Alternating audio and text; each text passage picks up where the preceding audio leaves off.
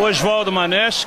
Eu trabalhei no JB de 1970 a 1980, na época boa do Jornal do Brasil. O JB foi minha primeira escola, foi minha grande escola, né? Eu entrei lá como estudante de jornalismo, né? Naquele cursinho que o Quintais fazia. Você se lembra do cursinho do Quintais, lá da editoria de pesquisa? Eu me inscrevi como estudante de jornalismo, não conhecia ninguém no jornal. E fui à luta, né? Aí passei, fiz o cursinho, depois fui aproveitado lá na redação. Algumas pessoas, naquela época, eram um dos caminhos que tinha para entrar no JB. E trabalhei, fiz aquele estágio pelas editorias, né? Que o cursinho terminava o cursinho, que era dado pelos próprios editores do Jornal do Brasil. Falava sobre o trabalho em cada uma das editorias e as respectivas características, né? Ainda lá na sede velha, na Rio Branco. Eu peguei essa época lá naquele prédio da Avenida Rio Branco. Isso foi em 1970, né? A mudança foi em 73. E fui aproveitado, primeiro na editoria de economia, fui estagiário, primeiro na geral, fiquei um tempo na geral, depois fui para economia e depois pintou uma vaga de redator na Internacional, fui para a Internacional. E fiquei lá na Internacional e vivi um bom período do JB na Internacional. Eu participei, por exemplo, é um negócio que eu me orgulho muito, daquela edição histórica do golpe contra o Allende no Chile. O editor era o Humberto Vasconcelos e a subeditora era Cleci Ribeiro.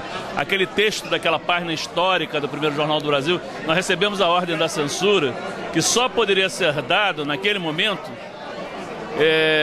letra, não podia dar manchete. Aliás, disseram pra gente o que a gente não podia fazer. Não podia dar foto, nem título forte sobre o golpe do Chile na primeira página. Aí foi uma reunião que o Lemos e o Diniz e o próprio Humberto estava no Chile. Por acaso ele estava em Santiago naquilo. Aquela edição que fechou foi a Cleci Ribeiro com o Ney Curvo, que era subeditor. Então eles decidiram fazer aquele famosa primeira página que só tem texto corrido. E exatamente anunciando o golpe militar do Chile de setembro de 1973.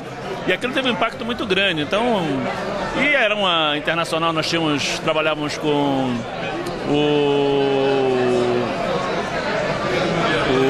nosso correspondente lá na Itália, o Araújo Neto, tinha o Naum em Tel Aviv, tinha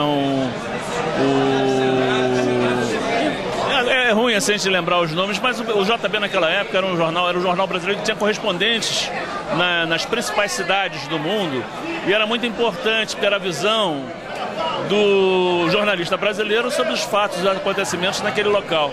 Isso foi uma coisa que o Jornal do Brasil fez, era muito importante, só o JB fazia isso, só o JB investia nesse tipo de trabalho. E a gente tinha uma visão brasileira sobre o que acontecia no mundo, que nós, claro, tínhamos aquele problema do domínio das agências internacionais, que prevalece até hoje, né? A notícia do estrangeiro chega aqui com a visão das agências de notícias estrangeiras. E o JB foi o pioneiro também nesse aspecto, nesse tipo de trabalho. Vamos falar um pouquinho de política. O JB também te propiciou, ou o jornalismo te propiciou um conhecimento político bastante intenso? Olha, tive muita vivência nessa área política. Vivíamos todos muito essa época política, né? Vivíamos a ditadura, eu falei, 70, 80 era a época áurea da ditadura, da repressão, das prisões, daquelas coisas todas ruins daquele período da ditadura. E o JB era um jornal muito corajoso, era um jornal que era uma referência do Brasil. Por exemplo, tem aquela também famosa edição do AI-5 de 68, do Tempo Ruim, aquelas coisas todas. E nós vivíamos dentro da redação esse espírito, é muito diferente hoje. Nós estamos vivendo já os anos 2000, né? Estamos nessa época de hoje. Então é muito diferente. Eu estava no outro dia numa discussão, num congresso de jornalistas, falando exatamente sobre esse aspecto. O jornalista daquela época da ditadura e o jornalista de hoje em dia. Naquela época as pessoas tinham um maior compromisso com a informação nesse sentido. Porque as informações chegavam nas redações, mas nós éramos proibidos de passar essa informação para a opinião pública. Então existia, como nós na época chamávamos muito de contrabando. A gente dava um jeitinho de ir lá no meio da matéria, infiltrar alguma coisa que era um pedaço, uma nesga de informação, mas era uma coisa que a gente sabia que era uma coisa extremamente valorizada pelo nosso público leitor, que o público leitor do Jornal do Brasil, o Jornal do Brasil tinha essa pretensão. Nossos eleitores são os eleitores do primeiro time. O Jornal do Brasil é um jornal que tem a preocupação de passar as informações do Brasil. Não era só um jornal do Rio de Janeiro, era um jornal do Brasil para ser lido como segundo jornal, pelo menos, ou primeiro, no resto do país. Então o Jornal do Brasil era um jornal nacional, ele tinha essa preocupação de ser um jornal nacional. Funcionavam em todas as capitais brasileiras sucursais desse Jornal do Brasil e transmitiam notícias e informações desses estados que eram aproveitados aqui. E depois criou-se a agência JB, que foi uma das primeiras agências noticiosas do país, em função até dessa capilarização das fontes de informação do Jornal do Brasil. E é claro que isso não foi um pioneirismo, digamos assim, que a Agência Nacional já existia, e também a Meridional do Rio de Janeiro Social também existia, mas o Jornal do Brasil foi assim talvez a primeira grande agência, antes da Agência Estado, antes da Agência Globo, antes da própria Agência Folha. O Jornal do Brasil teve uma preocupação de difundir muito isso. E era um jornal de referência em Brasília também, exatamente. Você está falando pelo aspecto político, ele tinha essa preocupação e tinha este compromisso de passar a informação de primeiríssima qualidade para o seu público leitor, que tinha a pretensão de ser um grande jornal informativo do Brasil, não só do Rio de Janeiro. Você acabou convivendo com alguns líderes muito importantes, caras que marcaram a época. Quem são as pessoas que você lembra com um certo carinho? Lá nas editorias do Jornal do Brasil, olha, eu convivi com o Dines como editor, entrei no JB durante muitos anos, o Dines foi editor, com o Walter Fontoura, com o Hélio Gaspari, Dorit Arazin, com os políticos propriamente dito.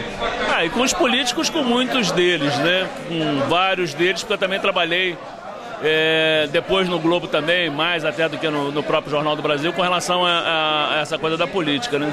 E eu tenho muito orgulho, trabalhei também, fui assessor de imprensa do Leonel Brizola, Leonel de Brizola, é uma coisa que também é um período importante da minha vida, e o Brizola era uma pessoa que tinha assim, o maior respeito pelo Jornal do Brasil. O Brizola foi uma pessoa que lutou muito para ajudar o Jornal do Brasil nessas crises sucessivas que o jornal passou a conviver a partir da primeira grande crise do petróleo em 74. O Jornal do Brasil, em 73, saiu da Avenida Rio Branco e foi para a Avenida Brasil número 500, no sua nova sede, que foi uma coisa importante naquele momento. E veio a crise de 74, que acabou um pouco com a saúde financeira da imprensa. O Jornal do Brasil era exclusivo dos classificados aqui do Rio de Janeiro, passou a sofrer a concorrência direta do Globo, através também da Rede Globo de televisão, porque é uma coisa interessante, naquele início, o que a televisão mostrava, por exemplo, da propaganda do Globo, aquilo não era contabilizado, era DOP mesmo, porque o jornal, o Globo não pagava nada para a TV Globo para divulgar os classificados. Isso ajudou muito a derrubar os classificados do Jornal do Brasil, sem falar nas bonificações, aí, vendo pelo aspecto comercial. E por conta disso o JB passou a conviver com muitas crises. Brizola sabia da importância do Jornal do Brasil, ele era uma pessoa que sabia da profundidade, do impacto dentro do público nacional do Jornal do Brasil. E ele foi uma pessoa que o tempo todo ajudou o Jornal do Brasil, como eu disse para você, como governador do estado do Rio de Janeiro, através na época do Banerj, essas coisas todas. E ele tinha muito respeito pelo Jornal do Brasil, até pelo fato da minha escola ter sido Jornal do Brasil, foi uma coisa que influenciou talvez um pouco nessa proximidade que de repente eu passei até com ele, é claro, pelo lado político, que eu fiz uma opção quando eu saí do Jornal do Brasil, uma opção pessoal. Eu saí do Jornal do Brasil em 1980, o Brizola estava começando nessa época no PDT, e fui trabalhar no Globo, que era exatamente o inverso do Jornal do Brasil. Eu vivi o caso Proconsult, por exemplo, como repórter do Globo. Em 82, eu já era do PDT, já era brizolista e era repórter do Jornal O Globo. E vivi o caso Proconsult dentro do Jornal O Globo. É claro que pelo fato de ser militante do PDT, eu tinha uma visão muito própria do que estava acontecendo naquele momento e acompanhei tudo aquilo de dentro e passei, inclusive, essas informações internamente dentro do partido, etc. Porque foi uma oportunidade também que a gente tem de conviver com as coisas. E falando como jornalista, é impressionante a diferença que tem naquela época, naquela ocasião, a gente vindo de uma redação ultraliberal como era do Jornal do Brasil, a gente entrar numa redação hipercontrolada como era do Globo. O Roberto Marinho, um excelente patrão, como dono de jornal, uma pessoa tinha assim, uma preocupação, escola dos filhos, nós recebíamos uma gratificação na data de aniversário do jornal, aquelas coisas todas. O pagamento era quinzenal, no Jornal do Brasil era mensal nessa época. Mas o Roberto Marinho, ele tinha na mão, estritamente na mão dele, cada pessoa, cada editor, cada pessoa que trabalhava naquela redação. Um grande jornalista, sem dúvida, mas ele já voltado para essas coisas que depois o Brizola, que foi, assim, acho que a pessoa que mais bateu de frente com o Sistema Globo ao longo dos anos, né? Ele definia, ele chamava o Roberto Marinho do um mais velho, e ele dizia que, com toda razão, né, que havia muita manipulação da informação nas páginas do Globo, que não existia no Jornal do Brasil, em função da própria cabeça, do próprio perfil do dono do jornal. O Globo foi muito isso. Hoje o Globo está mais profissional, etc. Mas naquela época, sobre o Roberto Marinho, sobre aquele período que a gente estava saindo da ditadura e entrando na democracia, o Globo era para e passo o que o Roberto Marinho determinava e queria dizer. Para mim, que vinha de 10 anos de uma redação ultraliberal quanto a do Jornal do Brasil, foi um período difícil de adaptação inicialmente no Globo. Eu sei que hoje o Globo é uma grande empresa e essas coisas todas, é um grande jornal, etc. e tal, mas eu digo para você que aí é uma questão até de opinião pessoal minha. Não deixou de ser o velho Globo do velho Roberto, que ele sempre puxa um pouquinho a brasa para a sardinha deles. Outra coisa, você tem uma atuação de classe, você pensa como jornalista, você participou da ABI, como é que é essa tua atividade? Olha, eu fui, como você está lembrando, durante um bom período diretor da ABI, faço parte, estou vindo agora do último congresso dos jornalistas, que foi semana passada lá em Porto Alegre. Tivemos até essa discussão sobre o jornalista de hoje, o jornalista daquela época da ditadura, né? Estava lá o editor do Coa Jornal, que é um jornal que marcou época, na época da ditadura, como um daqueles jornais que contestava, inclusive, até aquela dureza da ditadura, daquela amarração da ditadura. Foi um jornal que foi fechado pela ditadura, etc. e tal. E eu digo para você que hoje a grande preocupação, hoje a minha visão em relação a isso, e acho que é uma coisa que faltou eu dizer, é que hoje o jornalista, hoje nós temos acesso a muita informação, que hoje tem um fato novo, que é a internet, que possibilita que a informação flua melhor. Mas é importante que as pessoas não esqueçam que a internet é uma coisa limitada. Os grandes meios de comunicação, as TVs abertas, os grandes jornais, etc. tal, fazem por atacado o que a internet faz aos pouquinhos. É claro que a informação flui pela internet. Hoje é impossível você esconder determinados fatos porque existe a internet. Mas é importante que as pessoas compreendam que o papel dos grandes jornais, das grandes rádios, das grandes televisões, se mantém porque as pessoas são meios de comunicação de massa, os velhos meios de comunicação de massa que o McLuhan falava lá no início da década de 70, e o mundo hoje é uma aldeia global. E as informações fluem, claro, pela internet, mas muito mais ainda, com muito maior velocidade, pelos grandes veículos de comunicação. Por isso que o jornalista hoje, na minha opinião, cada vez mais ele tem que ter a preocupação com a sua própria formação e cada vez mais ele tem que ter um compromisso assumido não com o emprego dele, mas com o fato da informação ser um dos direitos básicos do ser humano, consignado lá na Carta das Nações Unidas, lá da década de 40. Hoje, cada vez mais, o jornalista tem que estar com um olhar atento que a informação é um direito básico da cidadania. E o jornalista pode vir o que for em termos de digitalizar, redigitalizar, internet, e o que for de modernice, de coisa moderna, cada vez aparece uma coisa nova, mas o jornalista basicamente não pode esquecer o compromisso dele fundamental é com a informação e a informação verdadeira e correta.